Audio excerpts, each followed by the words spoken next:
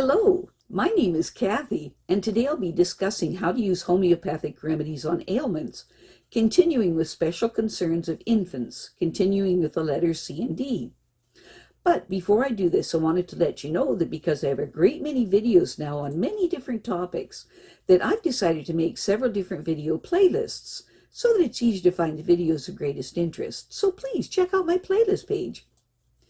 Please refer to my How to Use Homeopathic Remedies video before using the material in this video. I'll be discussing how to use homeopathic remedies on specific ailments, but I've broken these ailments into categories for easier. I'll be discussing how to use homeopathic remedies on ailments, but I've broken these ailments into categories for easier reference. I'll begin with ailments of the mind and emotions, then I'll move on to ailments of the brain and nervous system. Then I'll address issues with your skin, nails, hair, eyes, ears, nose, teeth, gums, lungs, respiration, heart, blood, circulation, muscles, bones, joints, esophagus, stomach, duodenum, small and large intestine, liver, gallbladder, pancreas, kidney, bladder. Then ailments specific to women and specific to men.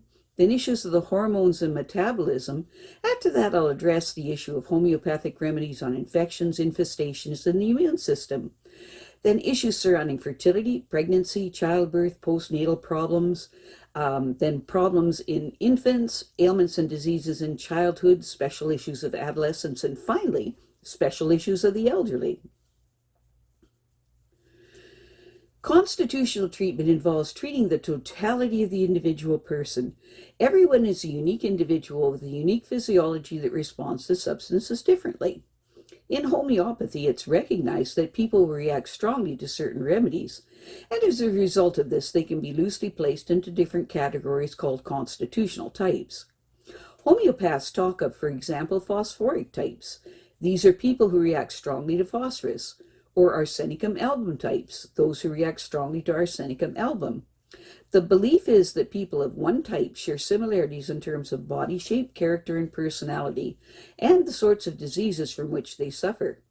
As an example, nature mirror people tend to be pear-shaped, have a dark complexion, be fastidious and rigid in personality, and keep themselves to themselves. They also crave salt and suffer from constipation. As another example, lycopodium types tend to be tall, ganglion, of a stooped appearance, with an anxious expression and a craving for sweet and a propensity to produce intestinal gas. Now, of course, constitutional types have their limitations. In reality, each person is an individual, and so there are as many constitutional types as there are human beings. An account must be taken of the sum total of the person's inherent predispositions, past illnesses, diet, general reactions to the environment, intellectual and emotional features, and general attitude towards life. This is what is meant by constitutional treatment. I'll be making detailed videos of the various constitutional types after I've completed the use of homeopathic remedies on ailments. The ideas, procedures, and suggestions in this video and all my homeopathic videos are not intended as a substitute for the medical advice of a trained health professional. Consult your physician before adopting the suggestions in this video. If you're pregnant, do not attempt these techniques without the approval of your physician. So, let us continue with learning how homeopathic treatments can help with special concerns of infants, continuing with the letters C and D. Special problems in infants. There can be little doubt that breastfeeding gives a baby the best possible start in life. However, milk is not let down immediately after a baby is born. For 3 days or so after birth, the breasts secrete a clear yellowish fluid called colostrum, which gives the baby valuable antibodies and hormones. The baby's sucking causes extra large amounts of a hormone called oxytocin to be released from the pituitary, which stimulates milk production and also helps the walls of the uterus to contract. The balance of minerals, vitamins, and proteins in cow's milk is not ideal for babies. Cow's milk contains many times more sodium, potassium, magnesium, calcium, and phosphorus than the baby needs. 3 times as much protein, which overtaxes acid secretion in the baby's stomach, resulting in indigestion and a proliferation of harmful bacteria. and only a third of the vitamin C and a tenth of the vitamin D that the baby needs. At birth, the baby's head is very large compared with the rest of the body.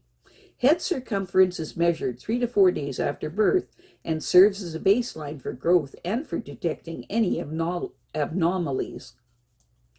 The tests babies have shown themselves to be far more sensitive to the human voice than to pure tones and household noises. In other words, they possess an innate ability to distinguish speech sounds from other sounds, an ability fundamental to language acquisition. The first recognizable syllables that the baby utters, which are usually produced towards the end of the first year, are preceded by burbling and babbling as the pitches and rhythms of speech are tried out. Other tests have shown that even very young babies have a good memory for smells, and they recognize their mother by her smell.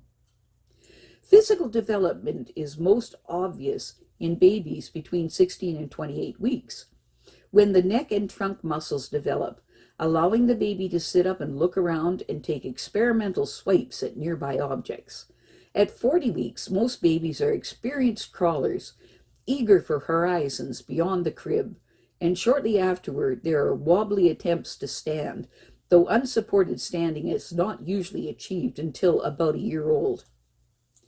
The things to watch out for, particularly in infants, are fever and dehydration. Temperature quickly rises in response to infection, hot weather, too many blankets, and so on, and measures to reduce it should be taken very swiftly. To take a baby's temperature, put the bulk of the thermometer under the armpit for 3 minutes.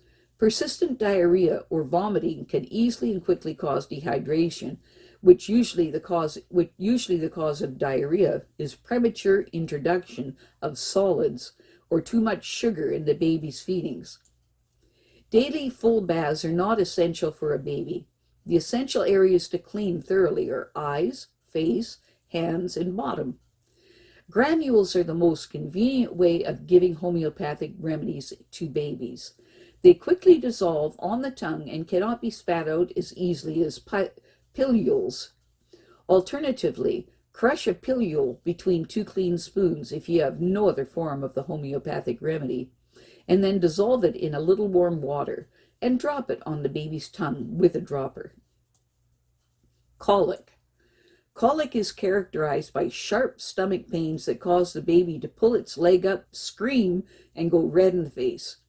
It may be a reaction to dairy products, wheat, cabbage, or citrus fruit in the mother's diet if she is breastfeeding, or mother tension and anxiety.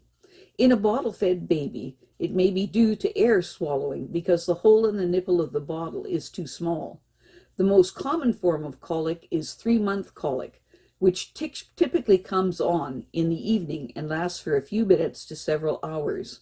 Burping or laying the baby over the knee or shoulder usually has little effect. If the baby turns very pale and limp or vomits or has diarrhea, a more serious condition should be suspected. To be on the safe side, see a doctor within 12 hours. Specific remedies to be given every 5 minutes for up to 10 doses. Symptoms relieved by firm pressure on the stomach. Use colocynth 6C. Symptoms relieved by warmth and gentle pressure. Use Magnesida phos 6C. Baby very irritable, screams at slightest movement. Use Bryonia 30C. Baby impossible to please, but seems to improve when carried around. Use Chamomilla 6C. Where mother is breastfeeding and grieving or emotionally upset, use Ignatia 6C.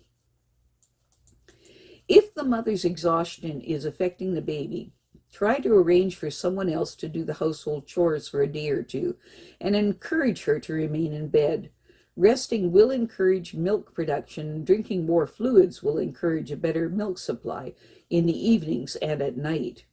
If the mother is irritable from lack of sleep, give Nux 30C every 8 hours for up to 5 days. Diaper rash. Diaper rash is usually caused by ammoniacal reaction between the urine and feces, or by irritating chemicals in the feces, or by not thoroughly rinsing soap or detergent out of cloth diapers. With diaper rash, the baby's buttocks, thighs, and genitals become sore, red, spotty, and weepy in areas touched by the soiled diapers. In boys, the foreskin may become inflamed, making urination painful, and a rash may become secondarily infected with candida fungus if the baby has been given antibiotics, or if breast milk has antibiotics in it, or if the mother has oral thrush or genital thrush. If the homeopathic remedies that follow produce no improvements, see your doctor. Specific remedies to be given 4 times daily for up to 5 days. Rash, dry, red, and scaly. Use Sulphur 6C.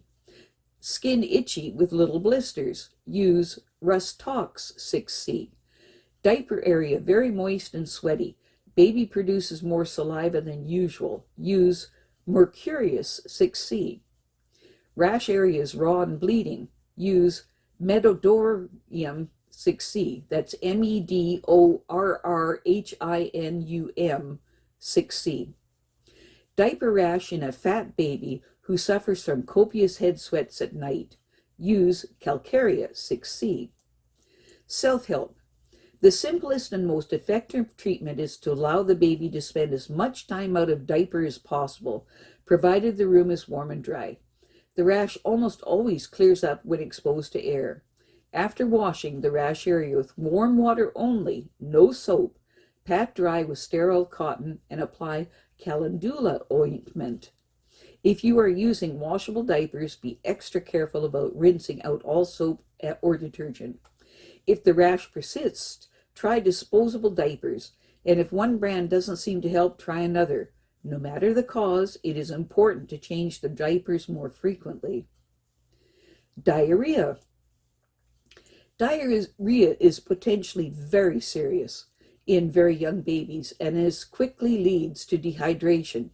Diarrhea is one of the symptoms of gastroenteritis, which is indicated by vomiting, although sometimes no vomiting, and a lack of enthusiasm for feedings. If gastroenteritis is suspected, or if the stools are mixed with blood, or if diarrhea persists for longer than 12 hours, call your doctor. In the meantime, give frequent sips of water to prevent dehydration and select a remedy from the following. Occasionally, diarrhea in infants is caused by too much sugar, which can happen when too little water is added to fruit juice, or too much sugar is added to fruit puree, as an example. Some drugs are also given in a very sugary base. Gripe water can also cause diarrhea. Liquid stools in a baby who has just been weaned usually indicates that he or she is still unable to cope with solids. Wait 2 to 3 weeks, then introduce them. Occasionally, diarrhea is due to too early reintroduction of milk after an attack of gastroenteritis. Specific remedies to be given every hour for up to 10 doses. Diarrhea comes on after exposure to cold wind. Use Aconite 30C. Diarrhea brought on by food that has gone bad slightly, or diarrhea that gets worse when baby is given cold food or drinks. With baby exhausted, breathless, and emaciated, use Arsenicum 6C. Diarrhea associated with teething, greenish stools, baby irritable and difficult to please, use Chamomilla 6C. Diarrhea associated with colic, use colocynth 6C. Diarrhea caused by overfeeding, use Nux 6C. Baby passes watery stools after eating or drinking, and even during washing, Podophyllum 6C. Diarrhea caused by sour fruit or by drinking cold drinks when overheated. Slightest movement makes diarrhea worse. Use Bryonia 30C. I have a great many videos now on many different topics, and so I've decided to make several different video playlists so that it's easier to find the videos of greatest interest. So please check out my playlist page. Well, that's it for now. To stay up to date with my latest videos, make sure to subscribe to this free YouTube channel by clicking the red subscribe button right below this video. Take care.